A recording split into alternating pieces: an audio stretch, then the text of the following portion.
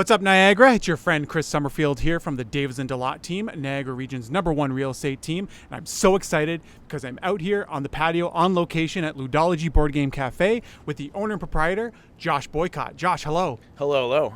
I, once again, sincerely appreciate your enthusiasm for talking to me and even mentioning my name. Most people don't feel that way. Oh, really?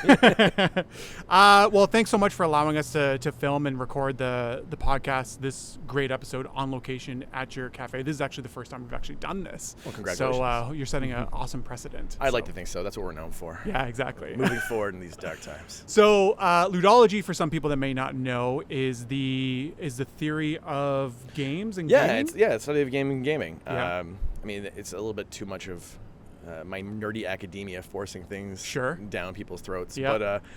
But it's a study of games and gaming, and as a result, we're a board game cafe that has food, drink, one of the largest craft beer lists in the area. Nice. Like everyone seems to have a great time when they come here. Nice. But yeah, Ludology, the study of games and gaming. Great. How many games do you have in your library? Do you know? Okay, so currently there's over, I think it's a little over 300 available right now. Yeah. With what's all the things that are going down, and we live in the end times, that we've taken a lot of things that can't be properly sanitized off the shelf. Sure, of course. Yeah. Things that are mostly like made of paper, they're already really delicate to begin with. There's no easy way of just like really sanitizing them without ruining them. And a lot of games are made of like cardboard. They're light materials to begin with. Yeah. Normally, for the stuff that's vulnerable, we can coat it like a gloss, so it really gives it a longer shelf life. Yeah, nice. Okay. But with most games, like I said, if you're lucky, if you have a game at home that gets played 20 times in a year, that's played a lot. Yeah. But we'll have times where like one of those is played like 20 times in a day. Yeah. And they take a lot of battle damage. Wow. So we have a bit of a board game graveyard in the basement. No, you don't. Like a crypt. Yeah. We cannibalize old parts. We kind of like zombie them back together, or I guess Frankenstein them back together, and they rise from the dead once more. Wow. I mean, sometimes it's little things. Pieces are lost, or they're just not recoverable, or we get a lot of coffee damage. Just it happens. Yeah. And we've been very lucky with our clientele. I don't know, maybe it's the nature of like how our lighting is or how welcoming it is. Yeah. And maybe just the nature of people who like board games understand rules really well. Yeah. But they mostly maintain them really nicely. Yeah. I mean, you get the odd person who puts things back badly, but we all have friends like that in life. Yeah, they're the ones that have their own house rules and they come to the table thinking that they know better than everyone else, right? So yeah, but other than that, it's gone very well. And over this whole process, we've had to take more precautions than we normally would do. Sure. So nothing's in the library that hasn't been cleansed. I think everything goes back, kind of goes into our copper island that we have. Yeah. So we know if it's been played, that's where it resides. Yeah. Okay. But anyway, it's really, really good. Health patrols up and down the area to help everyone stay on track and how to make things work. Sure. And it's a bit confusing with food and drink over this because a lot of people have to wear masks to come in and out, but they don't wear masks when they're eating and drinking because it's impossible. Yeah. But you got to remind them. You got to gently remind them when they go to the bathrooms. Hey guys, don't slip it on. Just don't forget. Yeah. Because I've never wanted to be in the business where I have to scold clientele. That's always a weird way to go. Yeah. It's not good for customer service. No, they don't love it either. But usually, in like most things, people have been really good at self-enforcing. Yeah. So what would you say is some of your favorite board games that you have in your library right now? So, in the library, I am a big fan of Crokinole. Oh, nice. It's a Canadian classic. It's a kind of game that a lot of people only encountered if you inherited it from like an older relative, or you find it at a cottage, or. Yeah. I was lucky enough that I was introduced to the game by my like grade 8 teacher. He had like a whole bunch of boards, and he was also the library teacher. Yeah, I was gonna say I think the only other time I've ever played it was in elementary school. Yeah. It was like a club or something. Yeah, I went a couple times. And it was like whenever it was like a rain day. Like everyone in like grade 8 would get to go play the Crokinole. Right. And I love it. But it got you hooked, eh? Oh yeah. I wasn't lucky enough to be introduced to it from a family member. Yeah. So otherwise I never would have encountered it. Yeah. Because it's one of the things that isn't marketed well. Like they don't sell a lot of it in comparison to toy shelves. No. I mean, not promoted a lot that I can see. So, and it's not trending, but it's curling the board game. Would you say that that's where your love of board games sparked, is playing Crokinole? Oh no, for that game specifically, yes. Yeah. But I was very lucky enough to have a grandmother that had to keep myself and my younger sister entertained. Okay, yeah. And she had a large collection, so she would play those. And she was also ruthless, which I happen to enjoy. She would not pull punches. Like, if you want to beat me, you have to be better than me. Yeah, not letting you win at all. No, right? not even slightly, which I also really did. Doesn't mean she wasn't loving and respectful in other areas, but when it came to gaming, I was like, no, I won, you lost. Get better. Wow. Yeah. Wow. That made you the cutthroat board game player That's you are right. today, I'm sure. Board games and piracy. Did you ever end up playing Monopoly with her? Was that one of the games you guys played? Oh, yeah. I'd never win. Monopoly is that one game that just ends friendships right there. Yeah. In addition to almost everybody I know plays it wrong. Okay, how so? Like, a lot of people jump into it with their own versions of rules. Yeah. That they, like, it's not written down in the book. Like, board games, like, Monopoly is already a long game. Yeah. And doing things like, oh, well, if you get, getting the, that free parking money that a lot of people do. If you get taxes, the free parking it doesn't pool. exist. What? Everyone knows it, but it's not a legitimate rule. It's an optional thing that came out later. It's not even in most rule versions of it. Okay. And another one where if you go land on a property and you don't want it, it immediately goes to auction. And most people don't that either. Yeah, they just skip it. Yeah, they just skip it. Like, oh, I guess you don't want it. I'm like, no, you didn't want Baltic Avenue. I want it. It's up for auction, and now I can get it for $1. Wow. Unless you outbid me. Yeah. So it's it is a good game that gets people very angry. And probably rightfully so, just based on the basic content of what it's supposed to be. Yeah, like right? I don't know. Most people know the rules of Monopoly, at least they think they do, because they've never actually read them. Yeah. And it just kind of inherited this knowledge through just different people. And but that also happens a lot with other games because they get new versions as they come out, and they change the rules of existing versions. So people have two different, like, they're both correct for what they remember, but they're not playing the same game anymore, even though it's called the same thing. It's just very minor changes. Like even headbands. Headbands has, like, classic wear it around your head, giant thing in the front. Yeah, the original version had like a game board you had to go down. Oh, okay. Yeah, but later on versions don't always have that. Yeah. And when they come to the table, like, but that's also why we teach games. Yeah. So when people can come in, if they want to try something new, we can make some recommendations, like help them find something they really like. Is it usually you or a staff member that would like come to a table and kind of explain a game? Because I know there's sometimes an art to explaining a game to someone effectively and concisely to the point where you don't suck the fun out of it. Yeah. But also they know exactly what they're doing moving forward. We all have our list of primary teachables, like the games that we like to teach the most because they're quick to learn. Because you don't want to be stuck with a game with a table that takes like a 30-minute process. Yes. So what we're trying to do is have all the games rated like easy, medium, and hard to learn. Yeah. Green, good to go. Anyone in the staff can teach you. Yeah. Yellow, maybe somebody can teach you. Yeah. And red, you're on your own. Yeah. It's because there are games which require like 45 minutes of setup alone. Wow. I'm thinking of things like Axis and Allies. Yes. Yeah. I mean, like, it's a great game if that's what you want to do. I mean, prepared, you're going to be here for a while. Please don't come on a Friday, Saturday night. Yeah. And because you'll never get a chance to finish in time. Yeah.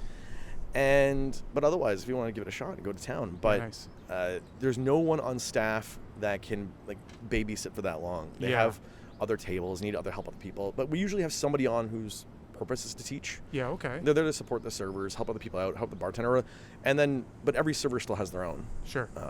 That are their favorite. Nice. Mine's Quarto. It's a very simple game to learn. Actually, I think some of the best games are ones that are easy to learn but difficult to master. So you can jump right into it. Yep. But anyone can give it a shot. I do enjoy a lot of those board games where it is relatively simple to learn in the first place, but there's a lot of method to the madness in it. Like games like Love Letter comes to mind. Like I love playing Love Letter because it's very simple to pick up because you got the card there that tells you exactly what each card does, but there's so many moving parts in it depending on how many people you play with or what people are drawing. So there's that simplicity to it that makes it more entertaining. And you also have to find games that really suit what they enjoy. Because some people don't want, like, especially if they had a drink or two, they don't want the most overly thought strategic game. For sure. They want something lighthearted. And most people can find games they like. Yeah. Because anyone who doesn't like board games is because you've been subjected to either bad people or games that didn't suit their interests. Yeah. I've had an instance where we had exactly that, where we were having a few rounds and playing a couple of games and it was too late in the night, but someone she's probably going to watch, so I'm sorry, but she insisted on playing a game of Catan at 11:30 at night after 3 or 4 rounds with 4 people that have never played it before. So the first 45 minutes is just explaining the concept and then setting up the board game to the point where like the fun was just sucked out of it. Yeah, like after this point, we all just want to go to bed. Yeah, exactly. But if you get people who already like Catan, it's a great way to go. It's easy to bridge one new person into it. Because they can kind of learn as they go. If people understand, like, hey, this is my first time, I'm not too worried about winning. I'm going to try to do my best, but I'm not concerned. Like, it was my first time. You can't hold this against me, kind of idea. But other than that, you can usually find games that people really will enjoy. Yeah. And that could be something as lighthearted as headbands, or simple as Jenga, or really quick to learn how, like, you have fun, just play Operation. Yeah, for sure. And if you want bad board games, we have those too. Like we have working version of Mousetrap. Oh, okay. Mousetrap is a horrible game. Yeah, for sure it is. It was never good. Yeah. You're lucky if it can get together and work properly. We have to cannibalize like 3 different versions to get one that we consider that works the best. Yeah. And it's a great reminder on why children commercials lie to you. And, like, it's a great time. It's not. It's not a good game in any way. Like, you'll have more fun setting it up than ever playing it. Yeah, for sure. And then, for sure. I was like, why I don't even remember the concept of Mousetrap. Like, even when I was younger, I think it was just making the mechanism go or trying to make it go. That is the game. You might as well just play like a domino rally kind of situation going on rather than anything else. Like, just something like, let's build something that we can build and fall apart. Yeah, exactly. That'll have a lot more fun. Now, speaking about people coming in and playing board games for the first time or learning games for the first time. I know you have ran events in the past where you allow people to come in and learn board games or learn a specific game and run kind of like workshops, right? Okay, so we've done for games that are more complex, because we'll gladly teach like quick ones every time you're in. Sure. Like, we'll always do it. But we've had specific events where we're doing a type of game that's a little more complicated for new people to get into it. The reason for it is later on we plan to do a little bit of tournament stuff later on, so we did a few of those and have done very well. Sometimes there's a tutorial for games that we're going to play that night. So if it's opening up to people like to play against strangers, like you want to at least be on equal footing to know how the game works. Right. So we've done a few of those. But we've had big event nights where a whole bunch of people come in. So there's been a few murder mystery events where it goes really well. It's usually catered. There's food and drink. Everyone gets a costume. And we've done one where it's very much on the fly. It's a very quick process. But then we did another one where if they signed up early, they got like a letter in the mail that was all ornate. And it was all like hand scripted by the person who's hosting it. Including like, because they get to choose their characters ahead of time. And then here's the information they possess. And this is where you meet. And it's very under concept of like meeting these people, because in the end, it is a game where you can win. Yeah. Because if you can figure out like when the murder happens partway through the evening, if you can find out who did it, how it was done, and usually like some other like category at the time. If you win all 3, you can get a prize. Yeah, which a lot of people enjoy. And like the more you get out of it, the more prize like you can get. You can theoretically win all 3. You can get one something small. Yeah, and everyone's having a great time because like there's food, there's drinks. Yeah, it's great. And correct me if I'm wrong, but I think one of those murder mystery nights was like a Harry Potter themed murder mystery. Yeah, Brianna Bone, she hosted that one. It was a lot of fun. It was like, all the lights were down and twinkly. Everyone had spells like on their thing, like this is the spell that you can do, or like you get a potion. Like the concept is essentially the same thing. It's just very themed. Yeah, for sure. And that one went really well. She hosted that one a few times actually. Nice. Because there was a demand for it was high enough. Yeah. We've done a few generic ones as well, which are just like maybe like time period based or very modern or what you want to do. Yeah. And you guys have done like magic nights, you said, as well. Oh yeah, right? So I mean, all this stuff. Now that we live in these end times, none of these events are happening these days. Because like, beforehand, we were built hopefully one day again. Yeah. We before we were very much built to the idea of small community and love this, involve it, enjoy it. Now it's like fear community, and then it's gonna take time for people to get warm up to be what's acceptable. As long as it gets the habits to keep ourselves safe again. And as long as people obey these rules to keep it going, it's going to warm up, and we'll be it'll come back around. Nice. But we do Magic Draft on Wednesdays, in which everyone opens up their own deck. They take a card, they pass the pile to the left, and everyone kind of makes their own decks. Yeah. We did a draft and draft, so it comes with a draft of beer. Ooh, nice. And then at the end, all the cards are yours to take home. Yeah. Okay. Great. So yeah, and then that was always great, and then that had gone quite well all the times we've done it. Let's see, other events we've done. We did odd tournaments. We've done like odd trivia nights. Yeah. The biggest difficulty we found so far is that if they go too well, they just dominate the place. Right. Yeah. And it's hard because when you get a board game cafe, and say for example you work hard, you get 3 friends together, they may be apprehensive. It's a process. It's not just going out for food. Yeah. And if they show up and there's no space, it's disheartening. It's disheartening for us, and because they made the effort to come. I want you guys to be in here. Yeah. And if it was a regular restaurant, I could tell you exactly, or approximately, not exactly, but maybe 10 minutes, maybe 20 minutes. Yeah, based on where they're at in their meal, right? And with the process. But with us, that, if you're playing board games after you eat, this could be 20 minutes or it could be 2 hours. Yeah, that's true. And that's a lot harder of a sell. Yeah. What type of demographic or clientele do you usually find coming in Ludology? Age-wise, we do get young families, especially on the weekends, like Saturdays, Sundays during the day. Yeah. But I say most are over 19. Yeah. And we get I think the largest age demographic is probably 20 to 35, which is pretty broad. Yeah. And then that's the lump sum, but it still goes way, way, way beyond there. Yeah, for sure. So I had a really nice occasion where we had a table, and there were some young kids and a family who just left because they'd been there earlier. There's a group of university students. We had a big table of bro dude jocks. So they're ripped. They're like, we love board games. Yeah. And look, this is funny. Yeah. And then there's also, and a lot of 20s and some millennials and stuff like that, and university students. But then there's also a table of little old ladies with the Red Hat Society ones. And they're all together at the same time. Yeah. And oh, this is a really cute crowd, and everyone's having a great time. Yeah. And they were probably playing 13 Dead End Drive. It's ridiculous. The older ladies, they tend to do the really dirty games. They ask for the top shelf cards. They seem very sweet, and we want to try Cards Against Humanity. I was like, oh, all right. And then and they're just laughing their asses off. Yeah. But I say we have on average of 70% women. Really? Yeah, it wasn't exactly the way we'd expected it to be. Yeah. Because we do get tables of just guys. Yeah. And we do get equal couple ratios, but we get a lot more tables of just women coming in. Okay, wow. Maybe because it's really well lit and there's good wine and there's good cocktails and good food. But the nature of the board game cafe, you're not really bothering other people, so everyone feels they're having a good time, they're relatively safe. They're in a crowd, so they get to see people. You can still get the people watch, but no one's coming to give you a hell of a time. Yeah, I guess so. Especially when you look at across the street when you see some of the clubs, and then all the people who are just harassing or bothering each other or yelling at each other. And just for us, it's nice because it'd be late on a Friday night. We're open quite late, so it's 1:30 in the morning and we're still going. Yeah. You see people at the front drinking on the couch, and outside across the street there's a fight, and dinner and a show. And they're really just enjoying themselves, watching from afar. Oh, very nice, very nice. Give them a right hit. Yeah, yeah. And then the cops show up, and then this is the nature of downtown after drinking at 1:30, 2 o'clock in the morning when the bars get out. We're not that busy at that point. Yeah. But it is kind of funny to see because maybe it's because of our lighting, we have none of these problems in this side. Yeah. Maybe it's because we have a very warm lighting. I don't know what the light is specifically. I think it's a clientele too that ends up you attract to, right? So, so what's going on with Ludology right now? Because I know that St. Paul Street essentially is closed pretty much for the weekend for pedestrians. Yeah. So are you taking advantage of that at all? Yeah. So we're only at the moment we used to be 7 days a week. Mm-hmm.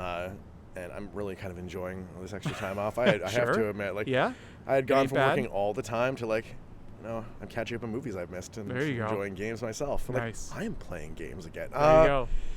But with what's going on down the street, we're able to open a temporary patio up front. Now we have this beautiful one we built out back. Yes. Yeah. But not a lot of people don't even know it exists because it opened up. We had only finished it during this COVID process. We've been working on it for ages. Mm-hmm. And now that the back is now the front's opened up, some people are seeing it and they get drawn in. They come back here. Yeah. But it's nice because you get a lot more pedestrian populations going on up and down the street. I kind of hope they keep this going even after absolutely all this ends down. And even yesterday we had between Oddbird, ourselves, and Brass Monkey, we had a band that was playing across the street to all of our patios up front. Yeah, that's great. And that was going well. We were trying to maybe we want to keep this going. We want to do this over because there's no room for any one of us to do it. Yeah. But we can do it for all of us. Yeah. And then it's a nice little thing. Yeah. Which we've really enjoyed. Yeah. And I'm really enjoying the pedestrian population downtown, because during this closure, we've had so many emails and Facebook messages like, "Are you guys okay?" Just checking in. Like, "Are you coming back? We really missed you guys. Yeah. You come back and let us know." I'm like, all right. Like, which is great. He's like, but now I have to respond to a lot of personal emails. Sure. Like, yes, we're coming back. Yeah. Yes, I promise. And, It's been well received so far. But we get a lot more people that wouldn't have come in normally. So normally in the past, like I think it was 80-90% of the people were playing board games. Yeah. Now it's like 15-20%. Yeah. Because partly because of patios. Sure. Wind doesn't lend well Yeah. to a lot of things made of small cart. Yeah, for sure. And not everyone wants to sit inside because not everyone feels safe yet. Which is nice, which is good, because we're cleaning a lot less board games at the end of the night. But, we kind of miss a lot of that stuff. Yeah, for sure. So we take a lot of steps to make sure all of it's safe. So I mentioned the Frankenstein and the board games that we've done downstairs. Yeah. But everything that does get played at the library, it goes back in the Copper Island, so it has to be cleansed out before it can go back in the library. Right. And some of those games, unfortunately, because of what they're made of, it takes a lot of time. So we usually have to, gas them out with these cleansers in the basement kind of idea. Yeah. Because if I do it up here, they have to... If they ask for it, we'll do it right away, but it's going to be like a good 20 minutes before it's ready to go. Right. So give us some time, guys. It's got to saturate in there before it's good. Yeah, very strange times that you would have to do that, because it probably didn't even cross, I don't know, you probably end up cleaning the board games on occasion, right? Oh, but now it's we just get a lot consistent. of coffee damage and stuff regularly, so we're always having to do some cleaning and some maintenance constantly anyhow. Yeah. But generally, people are always very well behaved and good with it. You don't have to worry about that stuff, but how's that curse go? May you live in interesting times. Yeah, exactly. So I know the patio that we're on right now has been an ongoing process for you guys, even pre-pandemic. Yeah. And now it's finally open, and you actually can have patrons out here. Yeah. What was that process like for you to try and get this up and running? Oh, okay. So before us, there was a couple of places, and then it had sat absent for a while before we took over the building, and it was rough. Right. Now, if you had taken over a building that already was in operation, you can piggyback off existing licenses. You can even change the name on what's to operate. Yeah. But essentially, it's the same business still operating. Yeah. But there wasn't. There was nothing here. Yeah. So we had to start fresh. So part of the problem we get with that is our back of the hill was deemed to be too steep. So when you leave this patio, because we're on the front of the half of the building, we're on the main floor, on the main store, on the ground level. But on this side, we're 3 stories up. Yeah. Yeah. So we have you got to go down the staircase to get down, and then you sink out the back of the building because the whole downtown is built on this cliff. Yeah, exactly. And that hill for us when we opened was deemed too steep. It was good enough for our predecessors. Right. It's good enough for our neighbors. Yeah. It was not good enough for us. Wow.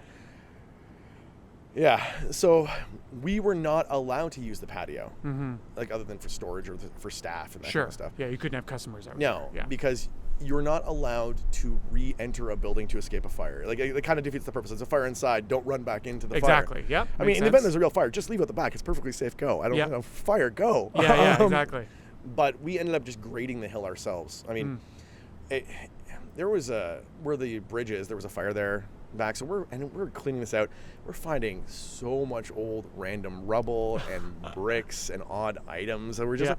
We didn't even take shovels to it. We just had to slowly just rake away to slowly a winding path to go down the hill before we can get it good to go.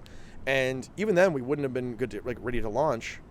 But St. Catherine's gave temporary approvals to everything. Yeah, wow. So you got all the places that have unusual patios. Yeah. And we're still going through the regular process, but at least we're able to open and prove that it's great and it's safe and everyone's happy. So if this all didn't happen, this would still be an ongoing process to try and get this open. Well, maybe not, because City Hall's also been closed for. It was closed for 5 That's months. true. I would like to believe it would have been resolved by now. Yeah. Naturally. Yeah. Because they do want it to be resolved. Yeah. It's just when you're talking to 5 different departments and now half of them aren't even working anymore. Yeah. And no one was willing to come into places during phase 1 and phase 2. Right. And people just aren't working at all. Mm-hmm. It's it had come to a close. Yeah. But when this has started and they're doing these downtown things, and now we're just all through this process again. Great. But I mean, it's great. Everyone loves it. Yeah. And it's been going very well so far. Yeah, I mean it's a huge selling feature of the place. Big and open, and I know it's 3-tiered, so you have other plans for the other tiers downstairs. Yeah, right? we have long-term plans because it's all geared to kind of look over the hill. Yeah. Because what we want to do is once this level's done, we're doing either flagstone or concrete patio at the bottom with an exterior bar. We want to do an outdoor fire pit that you sit around with bar stools. Yeah, it's a awesome. bit higher we're working on. Yeah. And we want to do like a corner acoustic stage, which is great because every level can look at it almost stage style. Like you're looking at almost at a theater, but still just enjoying it for music or maybe like a small theater production. Like and the acoustics here would probably be pretty great considering like you got the wall here. It's almost like a wind tunnel coming up this way, right? So and if there's it works really well for conveying sound up. Yeah. But if we get something that's shaped appropriately, just a small thing that's outside, and yeah, it will gradually become the nicest patio down. There we go. As long as you're staying humble about it, so. Right? I mean, it's just like you gotta just keep chipping away at it. And like one of the things I disliked about Niagara business for a long time was like you see something that's done and it's never changed for my entire lifespan. Yeah. And like no, let's just keep making it better. Yeah. Because we also have inside we have a basement level. And then another basement level. And then the goal is for that one level down, we want to open it up to be a big event space. So like easier to do tournaments, trivia, like nerdy burlesque. Ooh, okay. It's a nicer, jazzier tone, but it would open up into the back area here. Because every level is on the outside in the basement because of the hill. Right. So every level can just have a backyard. Yeah. And the other half, though, the goal was like almost private gaming rooms. Glass fronted, almost like karaoke booth room style. Yeah. Just a place where I can put like a bigger table, like a 4 feet by 8 feet. Yeah. Because right now, if I get a big table coming in, I have nowhere to put them. Yeah. And it allows me to put people like that downstairs in a group. Yeah. If you're playing also a marathon game, like if you got like some D&D players, right? I'll get into D&D in a second, but we're getting something like marathon, like Risk. Yeah. In a regular restaurant, you want to serve to pop by initially, drink order, that follow up, and they come by a few times. But when you're playing a game that's like 4 hours long, you don't want a server popping by every 20 minutes. Like, hey, can I get you anything? Yeah, like, after a while, it wears thin. Yeah. So with down there, the hope is we'll put a little light switch at the table. Sure. So a little light comes outside the room, a little light comes out here, and that way you're getting servers as you want them. That's great. Because after you pass, like they'll still wander down occasionally on their own, but that way they're not wasting their time to go down a series of stairs just to check in on places that have been playing for 2 hours. Yeah, yeah. But you're also not being neglected or forgotten. Yeah. Which is the goal. It also works well for us if we can use it as small like a green room space. So if we do an open room like the other side, and finally D&D. So ever since Stranger Things, I get a lot of asks about what D&D is like, and we've done a few testers, like get people to try it, see how they feel, really enjoy it. But down there would give me more of a space because you're playing something that's intimate. Like, it's a game that has a degree of acting. Yeah. And that is very emotionally exposing sometimes. Yeah, 100%. And it's fine to do very lighthearted D&D in front of strangers. Yeah. But if you want to be big on emphasis or drab or sad, or you want to convey this, it's better if you have a little bit more of a private space. Yeah, yeah, a bit more intimate for sure. Yeah, and everyone's a lot more comfortable. They're willing to ease up a bit. They can have a great time, and it allows us to utilize those rooms. Yeah, it's great. We had been working on like a DM promotional program, but it wasn't done yet. Right. So like a lot of DMs who host games, they put a lot of work in. For players who are inconsiderate bastards who do not give a crap, it's like. I will say, as a player, I do appreciate my DM. So if you're watching this, I love you. Thank you for all the hard work you do. But yes, please continue. Yeah, but they put in a lot of work for guys who will never show up on time, make a mess of probably their house, and then go away, leaving them with a whole thing to clean up, and then, hey, great, do it again. Yeah. They're doing it for the love of the game. For sure. And we were working on some sort of promotional program. We haven't figured out what it is exactly, but the idea is whenever they're done for the evening, whatever the total bill is for the table, the DM gets like a percentage of that back in the form of gift card. Because nice. They're bringing all this work here and doing all the labor. Why aren't they getting something out of it? Yeah, exactly. It's a lot of work. Yeah, for sure. Like on their own time, they're never going to be compensated for it. No. And even as players, like most players don't really appreciate the amount of work they put in because they need to plan for Plan B, Plan C, Plan D, every right? contingency. So there's like 4 or 5 stories they have planned out in their head that no one will ever know. Yeah, and also be great at improv randomly when they completely derail all your efforts.